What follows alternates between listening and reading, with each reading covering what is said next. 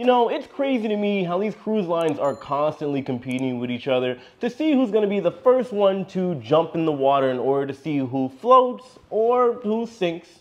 I'll explain what I mean in today's video, and we also have some breaking news from Carnival Cruise Line. So this past Thursday on July 28th, Royal Caribbean became the first major cruise line to announce the official end of COVID testing in order to sail. And everybody cheered and danced, especially the Loyal to Royal squad. They hate when I call them out. However, there was a huge major caveat to this no testing requirement. This only applies to people sailing on cruises that are 6 days or shorter. If you're on a cruise with Royal Caribbean that is a week or longer, you still have to take a COVID test, and it has to be negative in order for you to sail. All this takes place starting on August 8th. As for the unvaccinated, you still have to present a negative COVID test taken within 3 days prior to your sailing. All of this, of course, comes off the heels of the CDC removing their voluntary program for the cruise ship industry. Now, just keep in mind, because a lot of people have this big argument saying that the CDC no longer had control of the industry, blah, blah, blah. Yes, we all know that the CDC technically lost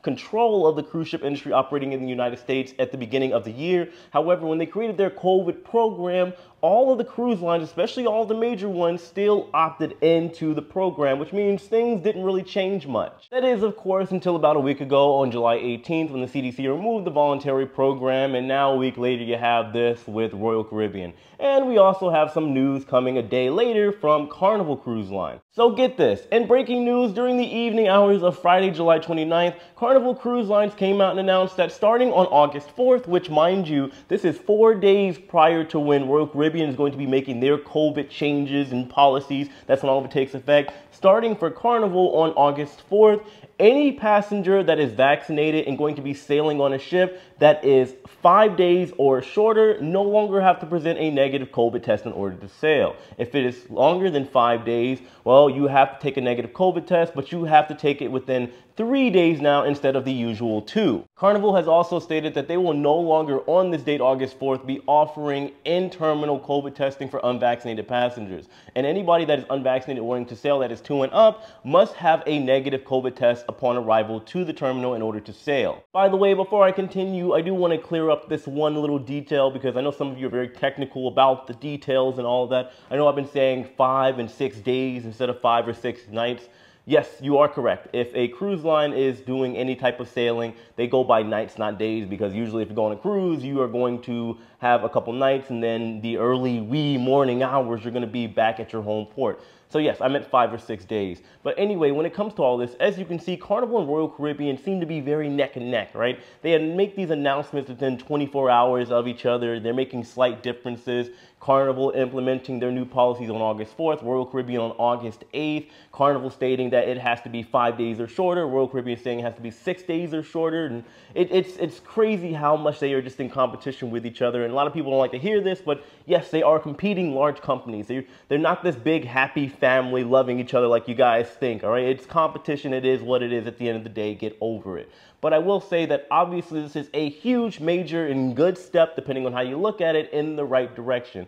But my problem with all of this is simply, where are the big pair of anchors when you need them? Where are the cruise line that has the big, gigantic iron pairs of anchors to really get the job done in these types of situations? By this, of course, I mean, yes, there is the science that we have to look into and a lot of other details that are obviously well above my pay grade. But personally, for me, I gotta say, I get tired of all this tiptoeing around. Somebody please educate my small mind and tell me what's the difference between 5 and 6 days and 7 days or longer when it comes to COVID if everybody is vaccinated and or getting tested. To me, it's kind of beyond me at this point. I wish a cruise line was able to just say, you know what, we're going to go ahead and get rid of the testing altogether. And there has been proof that it has been working. I guess technically, even though there's smaller cruise lines and smaller ships like Viking and P&O, and you know, I can't for the life of me understand why these cruise lines keep on dabbling around. And if we had to say who has a better deal here between Carnival and Caribbean, even though both of them are tiptoeing around for whatever reason, it would be Carnival, because from my understanding, Carnival does have more ships that are operating shorter sailings,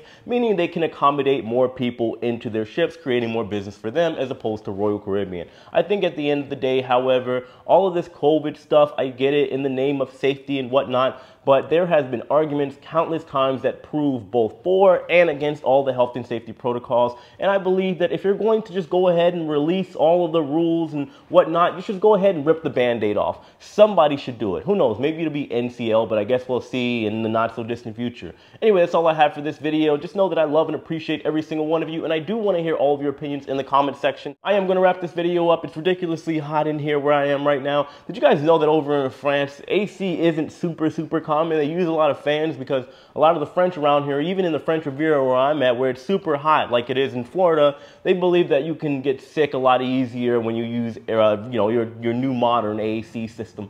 It's ridiculous. But anyway, I got a cruise tomorrow. I got to get ready for over in Genoa, Italy. I'll be on the MSC Opera. I'll be doing a live stream there as well, so make sure you guys tune in for that. I appreciate all of you guys. I'll see you soon. Take it easy.